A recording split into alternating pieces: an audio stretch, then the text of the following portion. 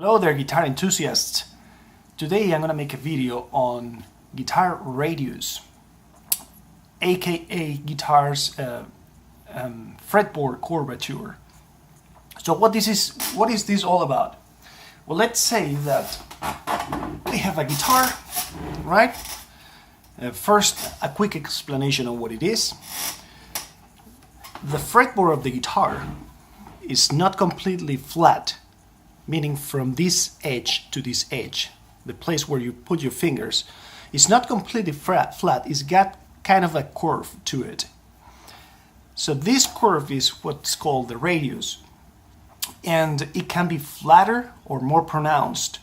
When it's flatter, the radius is larger. For instance, a 12 radius is going to be, or 14 radius is going to be more of close to what you expect to see in an Ibanez.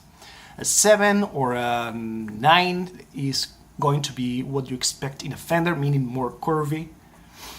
So let's talk about that for a second.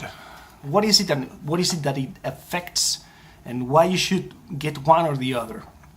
Well, the first question that I get all the time is if I buy a Strat, can I play metal, or can I play fast licks? Can I get the strings really close, or how the radius will affect all of this? Okay, so the first myth that I want to debunk is, yes, it doesn't matter how curvy it is. You can get your strings as close as you want to the fretboard, just as close as you would in a guitar with a really flat fingerboard.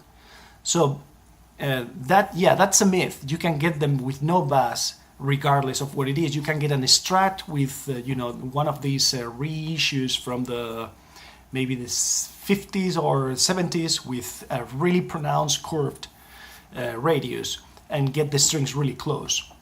However, what you cannot do is you cannot really bend the strings if you get a very curvy radius. And here's why. Let's imagine for a second that we get a very pronounced curve.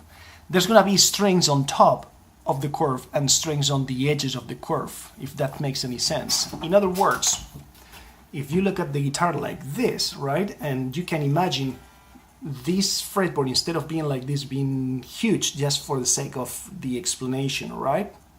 There would be strings on top and strings on the sides. If you bend the strings on the side, they are going to touch the wood or the frets on the center. Therefore, you will not be able to bend them because they will be muted by the curvature of the fretboard. They can get as low as you want to the actual fretboard along the sides, but you cannot bend them. So the next... But however, if you get a flat radius, and I know this guitar I'm holding is not very flat, but just for explanation purposes, let's assume it is. When you bend one string anywhere, right? If the fretboard is flat, it's not gonna the curvature is not gonna interfere with you bending the string because it's more flat. It's just the distance between among the strings is the same. So now you maybe wonder, well, if I cannot bend the strings, then what's the point? Who would want something like that? Well, it's really easy. There's outside of rock, for instance, there's genres where you don't really bend the strings that much. Like, for instance, jazz. Jazz players it's not that they can't, but stylistically speaking, they don't bend that much. They usually get a thicker gauge, and it's just the cosmetics of the genre. But in rock, you do. So, would I recommend a guitar with a huge radius to somebody who plays rock? Well, it depends. Do you play leads? Do you bend the strings? If you do, then don't get a curvy guitar, get something that's flat. If you play a rhythm, and this is when it gets cool, if you play a rhythm and you play a lot of chords, then you want a curvy fretboard. Because at this point you may be wondering, well, if the flat fretboard has some advantages over the curvy fretboard, why would anybody buy the curvy one?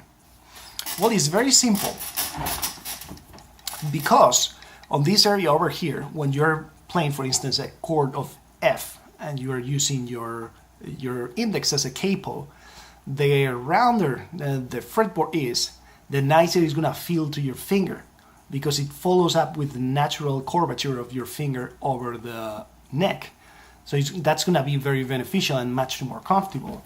Let's remember for a second the fact that the guitar initially was not intended to be a soloist instrument. It was meant to be comping, and that's why the older guitars you will see with a much pronounced curvature on the fretboard. The radius is going to be much smaller. But in the newer ones, in this era, where people are much into soloing that I guess before, the fretboards get much flatter. And there's another category, which I found a genius way to put it together, which is what's called the compounded radius. And what they do is they get curvature over here on this section of the guitar, and it gradually gets flatter as it gets closer to this area. This way you can bend here. You will not bend so well here, but most players would bend on this area more than on this area over here.